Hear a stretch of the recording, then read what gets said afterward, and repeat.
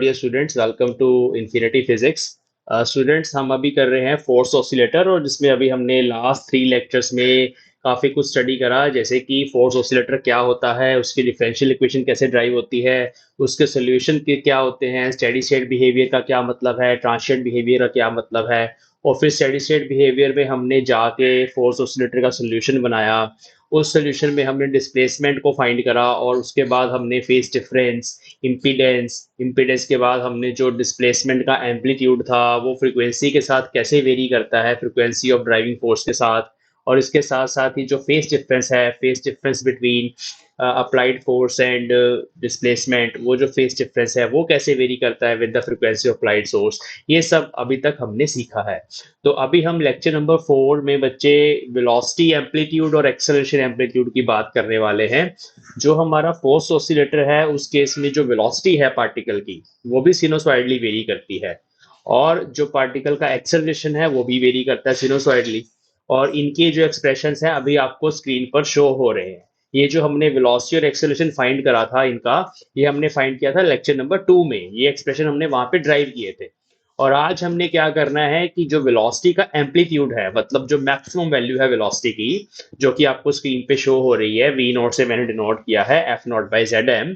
ये जो इतना सा पार्ट है F naught by Z M, ये वाला जो पार्ट है बच्चे, ये वेलोसिटी एम्पलीट्यूड होता है। तो इस वेलोसिटी एम्पलीट्यूड की वेरिएशन को स्टडी करना है with the frequency of applied force omega, क्योंकि ओमेगा जो है वो अप्लाइड फोर्स की या ड्राइविंग फोर्स की फ्रीक्वेंसी है, जो यहाँ पे बहुत इंपॉर्टेंट है। और आपको पता है कि स्टेडी स्टेट बिहेवियर में क्या होता है कि जो पार्टिकल होता है वो सोर्स की फ्रीक्वेंसी के साथ वाइब्रेट करना शुरू करता है ना।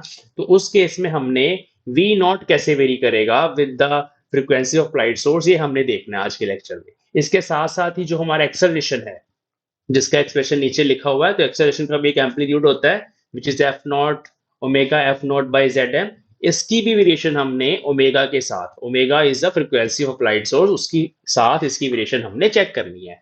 तो ये जो हमारा डिस्कशन है, ये इसके ग्राफ्स बड़े इंपॉर्टेंट है। ये आपके बीएससी सेकेंड सेमेस्टर की फिजिक्स में हर किसी यूनिवर्सिटी में टॉपिक है, और ये जो है एग्जाम में डायरेक्टली पूछा जाता है कि वेलोसिटी का एक्सप्रेशन ड्राइव करें, एक्सेलरेशन का एक्सप्रेशन ड्राइव करें for a force oscillator in the steady state. और इसके साथ साथ वो जो वेलोसिटी और एक्सेलरेशन है उनकी एम्पलीट्यूड्स ओमेगा के साथ कैसे वेरी करेंगे वो बताएं। तो आपको ये एक्सप्रेशंस भी याद रखने हैं जो अभी मैंने स्क्रीन पर लिखे हुए हैं, और फिर हमने इसकी वेरिएशन को भी डिस्कस करना है। तो चलिए हम अपना आज का लेक्चर स्टार्ट करते हैं। हाँ जी बच्चों, तो जैसे कि आपको पता है कि हमारा जो वेलोसिटी एम्पलीट्यूड है that is F naught by Z M. ठीक है, जेड एम यहाँ पुट करेंगे हम, F naught upon R square plus M omega minus S by omega whole square power half. तो ये हमारा वेलोसिटी एम्पलीट्यूड है, जो आप देख सकते हो ओमेगा पे डिपेंड करता है। What is omega? Here omega is frequency, है ना, फ्रीक्वेंसी ऑफ ड्राइविंग फोर्स। और हम अभी बात कर रहे हैं स्टेडी स्टेट बिहेवियर की। In case of steady state behaviour, जैसे कि आपको पता है हमने सोल्यूशन स्टेडी स्टेट बिहेवियर में फाइंड करे हैं। ठीक है, चलिए, तो यहाँ पे अभी ओमेगा को वेरी करने से वी नॉट कैसे वेरी करेगा, तो पहले हम दो एक्सट्रीम केसेस डिस्कस करेंगे। तो जो हमारा केस 1 है, उसमें let us suppose our omega is very very low and omega approaches to zero. Now, when omega approaches to zero, you know that in that case, s by omega, ये term, ये s by omega term will approach to infinity.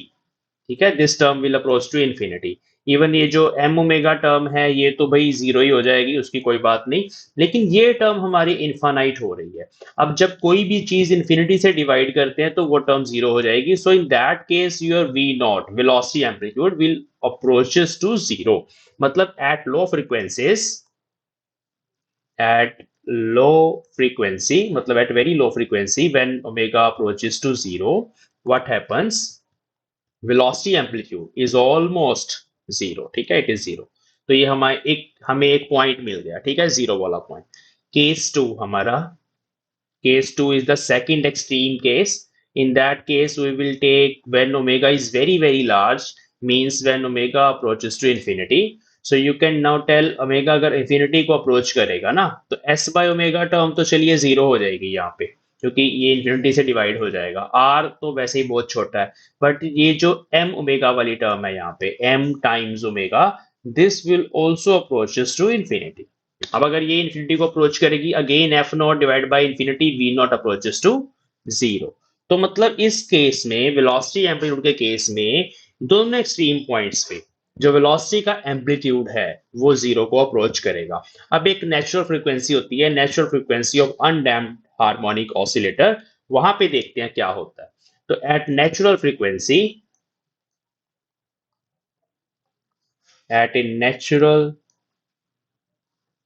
Frequency of undamped harmonic oscillator. हाँ जी, याद है आपको क्या होती है नेचुरल फ्रीक्वेंसी? सोचिए, omega naught is equal to under root S by M. This is the natural frequency. Here S is the stiffness constant and M is the mass of particle. तो यहाँ पे हमें अभी जेड एम को calculate करना है। तो Z M is R square plus M omega minus S by omega whole square under root, इसको हमें कैलकुलेट करना है। तो यहाँ पे बच्चे हम ओमेगा को पुट करेंगे under root S by M. तो यहाँ पे R square as it is रहेगा, प्लस देखिए M times under root S by M, चलिए, माइनस एस अपॉन ओमेगा। तो अंडर रूट एस नीचे आएगा, अंडर रूट एम ऊपर चला जाएगा, इसका स्क्वेयर। अब इस एम को अगर हम अंदर ले जाएं तो ये एम स्क्वेयर बन के जाएगा अंदर, एक एम कैंसिल हो जाएगा यहाँ पे। नेक्स्ट स्टेप में कर लेते हैं, आर स्क्र प्लस ब्रैकेट के अंदर देखिए एम अंदर जाएगा ना, तो अंडर रूट के अंदर एस इंटू एम बचेगा, क्योंकि एक एम नीचे से कैंसिल हो जाएगा। यहाँ पे अगर हम एस को अंडर रूट के अंदर ले जाएं तो एस स्क्र जाएगा, एक एस कैंसिल हो जाएगा, यहाँ पर भी अंडर रूट एस एम ही बचेगा। तो ये स्क्र, अब ये दोनों टर्म्स तो आपस में कैंसिल हो गए जीरो, तो ये आ गया under root R square and this is equal to R. मतलब उस केस में जो हमारी इंपीडेंस है फोर्स ऑसिलेटर की, that is minimum, it is equal to R only. तो आर जो है वो किस केस में होता है? डैम्प्ड हार्मोनिक ऑसिलेटर के केस में। तो इस केस में हमारे पास जो Zm है, it is equal to R and it is minimum, इसकी वैल्यू मिनिमम आएगी। तो जब Zm मिनिमम होगा तो अब V नॉट देखिए, ये जो हमारा V नॉट है, it was F not which is a constant. ये हमारी फोर्स का एम्पलीट्यूड है कि हम कितनी ज्यादा फोर्स लगा रहे हैं, और it is divide by R only. Zm की जगह नीचे R आ गया, तो इट इज मैक्सिमम। ये हमारे पास मैक्सिमम वैल्यू आएगी वेलोसिटी एम्पलीट्यूड की। तो यहाँ पे रेजोनेंस कर्व जैसी हमारी होती है उस तरह की कर्व बनेगी। इसका हम ग्राफ भी प्लॉट कर सकते हैं। और आप ये देखिए कि यहाँ पे जो V नॉट है, it is inversely proportional to R। मतलब अगर आप damping constant, damping factor R को इंक्रीज करेंगे, अगर आप मान लें ज्यादा विस्कस मीडियम के अंदर उस फोर्स ऑसिलेटर को ले जाएं, तो उस केस में वेलोसिटी एम्पलीट्यूड छोटा हो जाएगा। तो हम दो आर के लिए ग्राफ प्लॉट करेंगे, जो आपको एग्जाम में भी प्लॉट करके दिखाना है। तो इस तरफ हमारा वी नॉट चलेगा, इधर हमारा चलेगा ओमेगा। ओमेगा के दो एक्सट्रीम पॉइंट है, omega zero, V naught zero. Omega infinite, काफी दूर जाके भी ये जीरो। तो इसमें इस तरह की कर्व बनेगी। इसको यहाँ टच नहीं करना, इन्फिनिटी पे जाके ये जीरो होगा। एक कर्व मान लो हमने ये बना दी, और दूसरी कर्व मान लो हमने थोड़ी ऊपर बना दी, ये टच नहीं करना, ठीक है? टच इन्फिनिटी पे करना है जाके। लेकिन यहाँ पे पीक जो दोनों है वो सेम जगह लाइन होनी चाहिए, ऐसे। तो यहाँ पीक्स दोनों एक ही जगह पे लाइन होनी चाहिए। वो कौन सी फ्रिक्वेंसी है? वो फ्रिक्वेंसी है under root S by M पे, ओमेगा नॉट पे, ठीक है? Omega naught is equal to, इसको बोलते हैं resonant frequency in this case. और ये हमारा वी मैक्स है, ये हमारा होगा F naught by R one, क्योंकि वो R1 के लिए है। और ब्लू वाली कर्व जो है उसको हम बोल देते हैं, इसका एम्पलीट्यूड बन जाएगा एफ नॉट बाय R2। तो जितना R बड़ा उतना V छोटा, तो यहाँ पे R2 is greater than R1।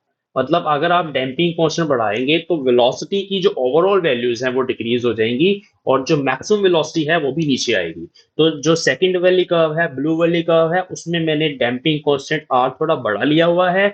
इस वजह से उस केस में जो मेरा V मैक्स है, V max is F naught by R. हम इसको यहाँ ब्रैकेट लगा के इसके पैर में मैक्स लिख देते हैं।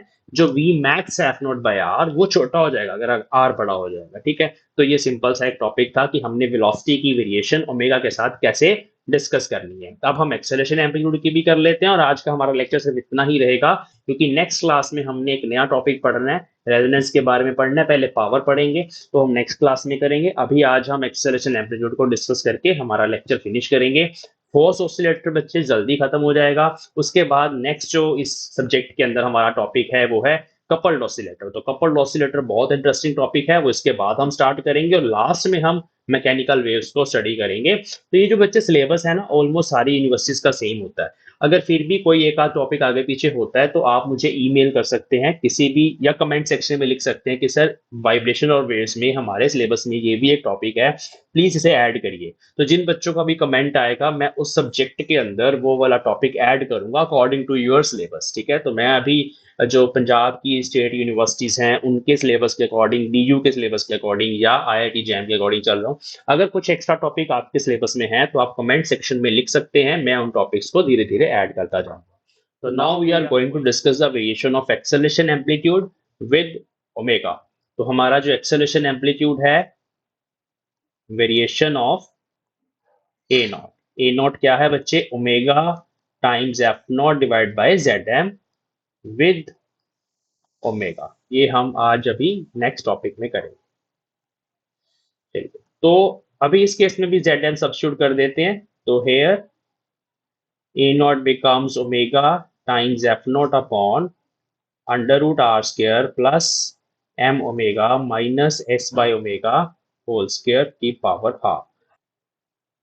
तो अब यहाँ पे ये जो ऊपर वाला ओमेगा ये हमारे रिजल्ट्स को अफेक्ट करेगा, तो हम इस ओमेगा को पहले नीचे ही कंबाइन करेंगे। इसको हम ऐसे लिख लेंगे एफ नॉट अपॉन, ये ऊपर जो ओमेगा है इसको हम इस ऐसे लिख सकते हैं R square upon plus M omega minus S by omega whole square power half divided by, क्योंकि ये ओमेगा हम यहाँ लगा देंगे कोई फर्क नहीं पड़ेगा। अब इसको अंडर रूट के अंदर लेके जाएंगे ना तो ये ओमेगा स्क्वायर बनेगा।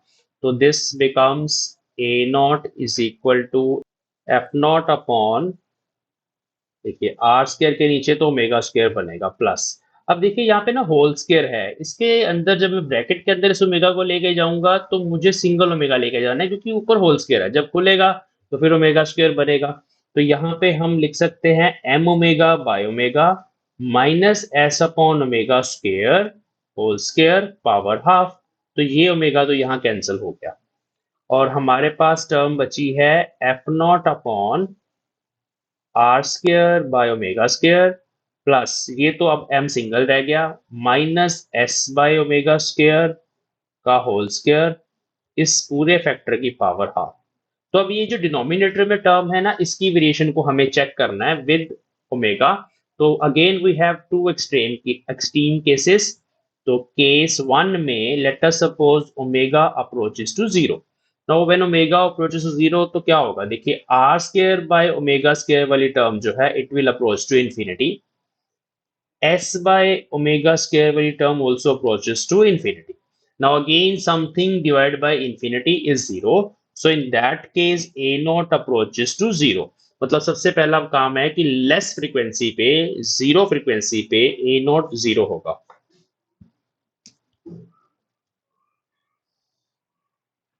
ओके, अभी हम केस टू में ओमेगा को इन्फिनिटी लेके चलते हैं। तो केस टू में at a very high frequency, at very high frequency when omega approaches to infinity, तो उस केस में बच्चे हमारी जो फर्स्ट टर्म है which is R square by omega square approaches to zero, S by omega square also approaches to zero, और फिर हमारे पास जो ए नॉट बचा वो क्या बचा, एफ नॉट तो ऐसे ही रहेगा। अब R square by omega square की टर्म थी यहाँ पे वो जीरो हो गई है, आप देख सकते हैं ये टर्म जीरो हो गई है, ये टर्म भी जीरो हो गई है, सिर्फ m की पावर टू और फिर हाफ है, तो वो हाफ और टू भी कटेगा, सिंपली m बचेगा। तो बड़ा आसान हो गया, ब्रैकेट लगाने की जरूरत नहीं है, नीचे m बचेगा। कैलकुलेशन आई होप आपको समझ आ रही है, बहुत आसान है। तो हाई फ्रीक्वेंसी पे जो हमारा एक्सेलरेशन है it is F naught by M only, मतलब फोर्स को मास से डिवाइड कर दो ए नॉट आ जाएगा। तो ये हाई फ्रीक्वेंसी पे होगा। ठीक है, तो विच इज ए कांस्टेंट, मतलब अब यहाँ पे हमारे पास ये कांस्टेंट हो गया हाई फ्रीक्वेंसी पे। हमारा जो ए नॉट है, that is a naught is independent of omega, omega पे डिपेंड ही नहीं करेगा काफी हाई फ्रीक्वेंसी पे। हमेशा एफ नॉट बाई एम रहेगा, एफ नॉट के मैग्नीट्यूड पे और एम के मैग्नीट्यूड पे डिपेंड करेगा। अब बच्चे थर्ड केस हमारा होता है कि ये जो ए नॉट है इसकी वैल्यू मैक्सिमम कहाँ पे होगी। तो इसकी वैल्यू मैक्सिमम चेक करने के लिए हमें क्या करना है, हमें जो हमारा फैक्टर है ये वाला, देखिए ए नॉट हमारा था F naught omega by Z M, इसको हम ऐसे भी लिख सकते हैं F naught upon Z M omega raise to power -1। तो अगर आपको इसको मैक्सिमम बनाना है, मैक्स करना है, तो उसके लिए हमें इसको मिनिमाइज करना पड़ेगा, इस फैक्टर को हमें मिनिमाइज करना पड़ेगा। और मिनिमाइज करने का तरीका क्या होता है, हम इसको डिफरेंशिएट करेंगे with respect to omega, because we are varying omega here, omega change कर रहे हैं हम, तो जिस फैक्टर के विद रिस्पेक्ट टू आप किसी क्वांटिटी को चेंज कर रहे होते हो उसी के विद रिस्पेक्ट टू हमें डिफरेंशिएट करना होता है। और डिफरेंशिएट करके हम इक्वल टू जीरो करेंगे, और फिर वहां से हमें एक फ्रीक्वेंसी निकालनी है, उस पर्टिकुलर फ्रीक्वेंसी पे हमारा जो एक्सेलरेशन का एम्पलीट्यूड है वो मैक्स हो जाएगा। तो अभी हमें उसको कैलकुलेट करना है, उस फ्रीक्वेंसी को फाइंड करने के लिए एग्जाम में बोला जाता है। ठीक है, सो टू मिनिमाइज, हमें इस फैक्टर को मिनिमाइज करना है। जब भी मैक्सिमम मिनिमा की हमें जरूरत पड़ती है, हम मिनिमाइज या मैक्सिमाइज करना चाहते हैं, तो हम उस फैक्टर को डिफरेंशिएट करते हैं। ये हमारा फैक्टर है, उसे हम with respect to omega differentiate करेंगे, इक्वल टू जीरो करेंगे। तो ये हो जाएगा D by D omega Z M, Z M यहाँ 1/ओमेगा लिख दिया मैंने, ओमेगा इनवर्स को। Z M is R square plus M omega minus S by omega whole square power half. Omega को अंदर लेके जाएंगे, इक्वल टू जीरो भी हम लगाते रहते हैं। ठीक है, चलो ओमेगा को अंदर लेके जाएंगे, R square by omega square plus इसके अंदर जब ओमेगा जाएगा ना सिंगल जाएगा, क्योंकि यहाँ पे स्केयर भी है, तो इसके अंदर जब जाएगा तो m बचेगा जैसे हमने अभी किया था, और लास्ट में s बाय ओमेगा स्केयर बचेगा, उसका whole square power half equal to zero. अब इसको डिफरेंशिएट करना बहुत आसान है, चेन रूल लगेगा। सबसे पहले इस ब्रैकेट को देखते हैं, ये जो ग्रीन में मैंने अभी कर दी, तो इसकी पावर n है, तो ये n पहले आगे आएगा, तो आंसर विल बी हाफ आगे। और ये ब्रैकेट के अंदर जो भी टर्म्स हैं वो एज इट इज आ जाती होती है हमारी, तो ये सारी टर्म्स हमारी ऐसे ही आ जाएंगी, कुछ नहीं करना, एज इट इज ऊपर से उठाओ नीचे लिख दो। और अब पावर क्या बनेगी, तो पावर विल बी हाफ -1, तो वो हो जाएगी -हाफ। अब चेन रूल, चेन रूल के अंदर अब ब्रैकेट के अंदर वाला जो कंटेंट है उसको डिफरेंशिएट करना है, मतलब इस टर्म को और इस टर्म को with respect to omega differentiate करना है। तो पहले हम इसको करेंगे, ये जो मैंने अभी सर्कल करी है टर्म, इसको जब आप with respect to omega differentiate करेंगे तो आर स्क्वायर तो कांस्टेंट है, ओमेगा की पावर -2 है, तो उसका -2 आगे आएगा, ओमेगा की पावर -3 हो जाएगी, ओमेगा की पावर -3। तो ये ब्लू वाला सारी टर्म हमारी डिफरेंशिएट हो चुकी है। अब यहाँ पे ब्रैकेट चाहिए, क्योंकि हम इस पूरे फैक्टर को डिफरेंशिएट करके इसके साथ मल्टीप्लाई करते हैं। अब यहाँ पे हमें प्लस का साइन लगाना है, ये वाला प्लस का साइन। अब इस टर्म को डिफरेंशिएट करना है, अब वापस से यहाँ चेन रूल लगेगा, जो मैं वापस से पिंक कलर में कर रहा हूँ। तो ये वाला 2 अभी आगे आएगा, तो इस 2 को हमने आगे लिखा, ब्रैकेट में ये टर्म पूरी एज इट इज आ जाएगी m minus S by omega square, और 2 माइनस 1 1 होती है, इसकी पावर 1 आ जाएगी। फॉर्मूला होता है ना n x raise to power n minus 1, जब हम x raise to power n को डिफरेंशिएट करते हैं। तो यहां तक ठीक है। अब इस ब्रैकेट के अंदर जो कुछ भी है उसको with respect to omega differentiate करके यहां मल्टीप्लाई करना है पिंक वाली टर्म के साथ। तो यहाँ जो कुछ भी है मल्टीप्लाई करेंगे हम, तो m is a constant, m का derivative with respect to omega zero आएगा, और इसको जब आप डिफरेंशिएट करेंगे तो minus S as it is आएगा, ओमेगा स्क्वायर है नीचे, उस केस में -2 आएगा, ओमेगा स्क्वायर, ओमेगा की पावर -2 थी, वो -2 आगे आ गया। अब उसको फिर से डिफरेंशिएट कर जब करा आपने, तो जब -2 आगे आ गया, पावर बनेगी ओमेगा की -3, तो ओमेगा रेज टू पावर -3। तो यहाँ पे ये पूरी ब्रैकेट बंद हो जाएगी, और ये पूरा का पूरा फैक्टर हमें इक्वल टू जीरो करना है। तो अब जब आप इसको जीरो करेंगे बच्चे, तो ये सारी टर्म, ये तो पूरा कुछ सब कुछ कॉमन है ना, ये सब कुछ हो जाएगा जीरो। ये उधर चला जाएगा, जीरो के पास मल्टीप्लाई होकर जीरो हो जाएगा। सिर्फ जो अभी मैं सर्कल करने वाला हूं इस टर्म को मैं नेक्स्ट शीट पे इक्वल टू जीरो लेकर आऊं, फिर हम यहां से देखते हैं हमारे पास क्या आता है। तो नेक्स्ट शीट पे चलेंगे, मैं यहां से देख के लिख रहा हूं -2 r² ω⁻³ -2 r² ω⁻³ +2 m−s/ω² +2 m−s/ω² multiplied by this, तो ये माइनस माइनस काट देते हैं, तो 2s ω⁻³ इससे मल्टीप्लाई हो रहा है, 2s ω⁻³ इक्वल टू जीरो। तो अब देखिए कॉमन फैक्टर क्या है, तो यहाँ पे हमारा ये ω⁻³ कॉमन आके कट जाएगा, एक यहाँ पे 2 कट जाएगा, तो बचा -r² प्लस एक 2 चला गया, एक बचा m−s/ω² इंटू एस। यहाँ एक 2 का फैक्टर भी आएगा क्योंकि एक यहाँ पे 2 थे ना, तो 2 का फैक्टर बाहर चला गया इक्वल टू जीरो। अब इसको हम थोड़ा सिंप्लीफाई करेंगे, तो यहाँ पे हमारे पास -r², ये फैक्टर जब उधर जाएगा तो ये बनेगा -2s m−s/ω²। तो इस माइनस इस माइनस को हम यहाँ पे कैंसिल कर देते हैं, 2s को मल्टीप्लाई करते हैं, 2sm -2s² bye ω², this is r²।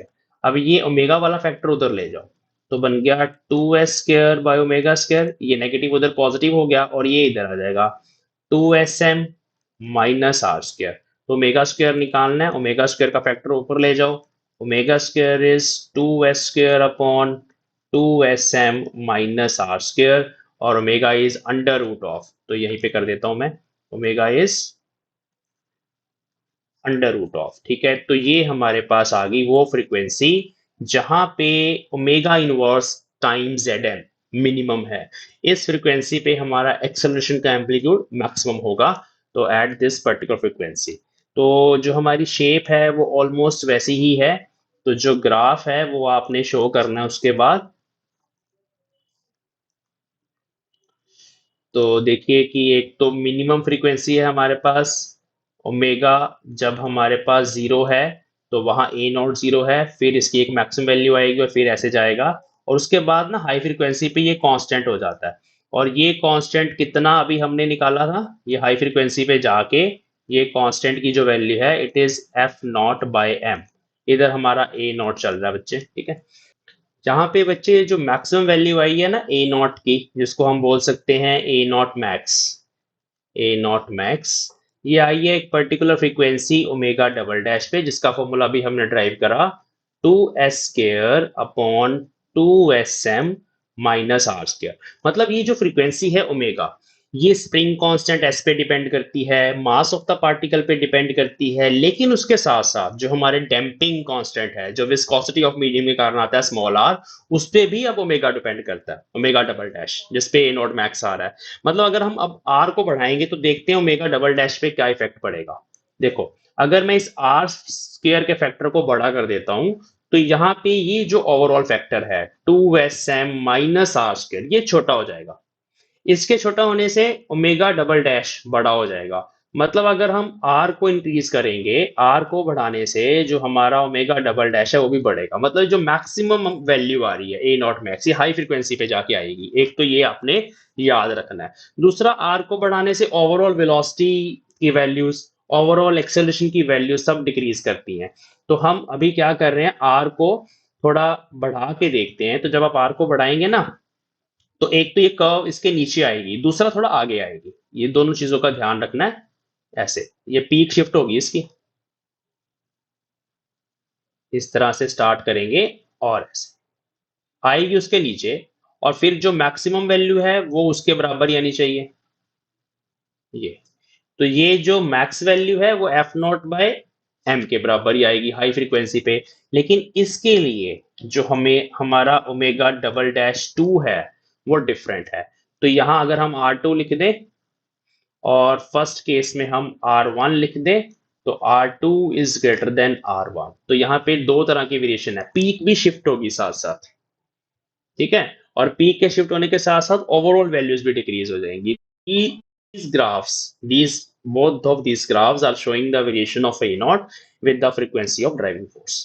तो ये हमारा आज का लेक्चर था जिसमें हमने फ्रीक्वेंसी के साथ ए नॉट और वी नॉट की वेरिएशंस को डिस्कस करा। तो यहाँ पे हमारा आज का लेक्चर फिनिश होता है। नेक्स्ट क्लास में बच्चे हम power of force oscillator study करेंगे। एवरेज पावर कंज्यूम्ड कैलकुलेट करेंगे, कितनी पावर चाहिए उसको सस्टेन रखने के लिए फोर्स ऑसिलेटर्स को, और इसके साथ साथ हम एनर्जी की भी बात करेंगे। तो power of energy, power and energy of force oscillator will be discussed in the next class. Thanks for watching.